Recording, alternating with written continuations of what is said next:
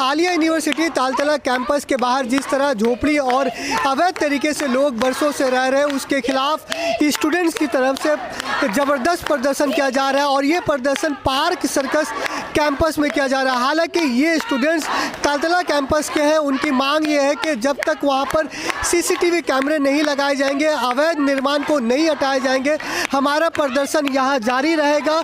जिस तरह आलिया यूनिवर्सिटी के मेन कैंपस और पार्क सर्कस कैंपस के स्टूडेंट्स को फैसिलिटीज़ मिलती है, ठीक उस तरह की फैसिलिटीज़ तालतला कैंपस के स्टूडेंट्स को भी मिलनी चाहिए। तालतला कैंपस के अंदर सीसीटीवी कैमरे नहीं है, इलीगल पार्किंग होती है, बाहर के लोग वहाँ पर अड्डा करते हैं, यहाँ तक के ड्रग्स की सप्लाई भी होती है।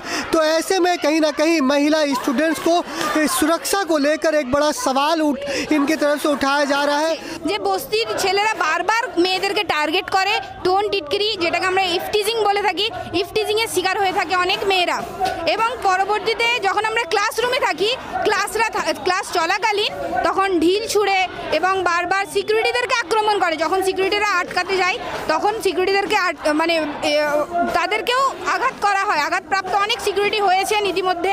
হায়ার অথরিটির কাছে বারবার লেটার করা হয়েছে, মৌখিকভাবে বলা হয়েছে এবং শান্তিপূর্ণ আন্দোলনের মাধ্যমে আমরা বারবার তাদেরকে বোঝানো হয়েছে যে আমাদের পর্যাপ্ত পরিমাণে সিকিউরিটি দরকার, আমাদের এখানে একটা সিকিউরিটি ইনচার্জ নেই, যে কারণে রাত্রেবেলা অবৈধ কাজ হয়, ওখানে অবৈধভাবে গাড়ি পার্কিং করানো হয় এবং আমাদের যে বেসিক নিডস একটা গার্লস, আমরা জানি এখন চারিদিকে যেরকম রেপিস্টরা ঘুরছে, যেরকম রেপ হয়ে থাকে, যেমন আমরা আরজি কল জানি, কসবাকাণ্ড জানি, সেরকমই যদি পরবর্তীতে আলিয়ার ওই তালতলা ক্যাম্পাসে কোনো মেয়ের গায়ে আঘাত হয়, ভিসি স্যার কি ওখানে লেটার করে নিজে লিখে দেবেন যে তার দায়িত্ব তিনি নিচ্ছেন?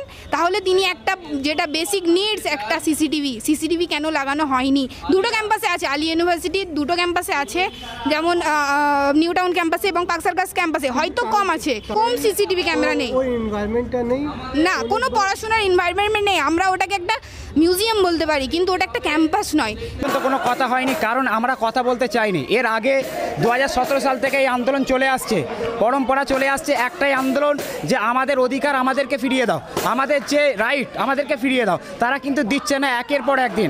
আমরা এই অবস্থানমান প্রায় 2 সপ্তাহ হতে যাচ্ছে, এই 2 সপ্তাহের মধ্যে অনেকবার কথা হয়েছে, এখন আর তারা এসেছে আমাদের মুখ বুলাতে। তো আমরা তাদেরকে একটা কথা বলতে চাই, আমরা কোনো বসতে চাই না, আমরা চাই কাজ, আমাদের রাইট আমাদেরকে ফিরিয়ে দাও, তাহলে আমরা আপনাদেরকে সাদরে গ্রহণ করে নেব। একটা পায়খানা, গরুর পায়খানা, ছাগলের পায়খানা, মানুষের জামা কাপড়, বিভিন্ন ধরনের জিনিস ওই গেটের সামনে টাঙানো থাকে, অবৈধভাবে ওখানে সমস্ত কিছু বেঁধে রাখে। ভেতরেতেও অবৈধভাবে কিছু কাজ যেগুলো হয়, যেগুলো আমরা দেখেছি।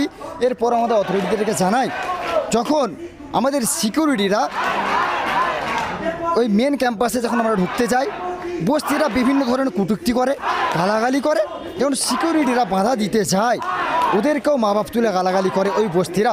এমনকি 2017 সাল থেকে নিয়ে এ পর্যন্ত আমরা বিভিন্ন সময়ে লেটারের মাধ্যমে, ডেপুটেশনের মাধ্যমে এবং দরবারের মাধ্যমে জানিয়েছি, কিন্তু আজও পর্যন্ত তার একটা স্থায়ী সুরাহ আজও পর্যন্ত হয়নি। এবং অথরিটিগণকে আমরা বারবার জানালে শুধু আমাদেরকে আশ্বাস দেন, অন্তরে এটা আছে, এটা করব, ওটা করব, শুধুমাত্র প্রতিশ্রুতি, শুধুমাত্র ওয়াদা ছাড়া আর কোনোটা আমরা দেখতে পাইনি।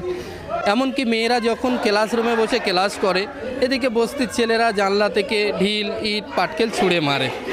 একটা আশ্চর্যজনক কথা আপনাদের কাছে শোনাচ্ছি, এই পশ্চিমবাংলাতে বিগত 1 বছর আগে আগস্টে আরজিকার ঘটে গেছে, এই কিছুদিন আগে কসবা ঘটে গেছে, কিন্তু যেখানে সিংহভাগ ইসলামিক থিওলজি টোটাল ডিপার্টমেন্টের মেয়েরা, মানে বিএ থেকে এমএ পর্যন্ত যে তালতলা ক্যাম্পাসে থাকে, আজও পর্যন্ত সিসিটিভি নাই।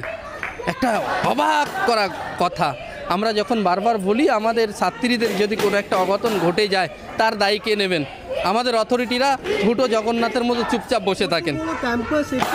একটা সিসিটিভি নেই। যদি আমার কথা বিশ্বাস নয়, আপনি এক্ষুনি আপনার ক্যামেরা দিয়ে টোটাল তালতলা ক্যাম্পাসকে কভার করতে।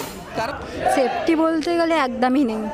আমরা যখন ক্যাম্পাসে প্রবেশ করি, এমনি যখন গেট দিয়ে আসি, ওখানে বস্তির যে ছেলেরা থাকে, বাচ্চারা, ওরা কখনো খেলাধুলা করে, সেই বল এসে আমাদের লাগে, শুধু আমাদের নয়, আমাদের যারা টিচার আছেন তাদেরকেও লাগে ওরকম।